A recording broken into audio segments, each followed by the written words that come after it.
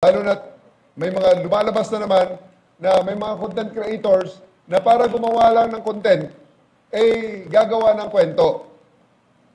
Gaya halimbawa nung nasa Cebu, doon sa isang bus, pinalabas na hold up daw, snatching. Nang inimbestigahan natin, lumabas na ito ay suntukan pala, nag-away ang dalawa.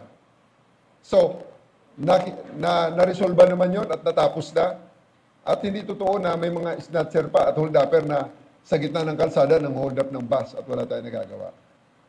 Meron ding lumabas ngayon sa isang probinsya dyan, hindi ko muna sasabihin, pero content creator na naman ito. Drama, parking boy daw, tingin 100 ang kuha ng parking. Nang ma-find out natin, pare-parehong nagdadrama lang. Huwag naman ganun mga kababayan. Sa mga content creators natin, sa mga vloggers, okay yan na gumawa kayo ng mga contents nyo. Ngayon, kung gusto nyo gawa ng content na fiction, siguraduhin nyo na maliwanag sa lahat na for entertainment purposes, gumagawa kayo ng ganyang mga content.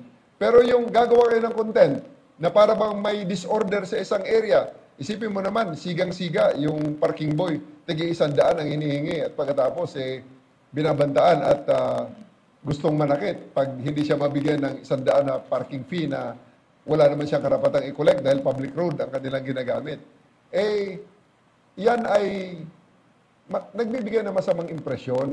At ang naapektuhan niyan, hindi lang ang pulis, kundi pati ang community mismo, na para bang wala ng law and order dyan sa community na yan. So, maawa naman tayo sa ating mga kababayan na naapektuhan yan. Tourism ang negosyo ng area na yon.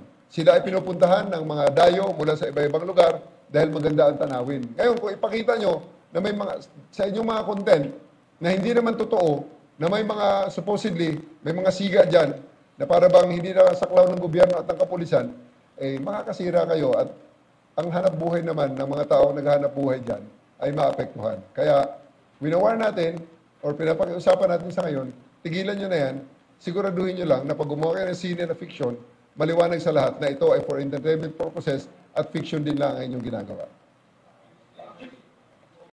Mga kababayan, huwag nyo nang hanapin ang mga pulis sa presinto sapagkat kami ay nasa inyo ng mga telepono. Dial 911, darating kami sa loob ng 5 minuto. RP Kaduan Flash Report.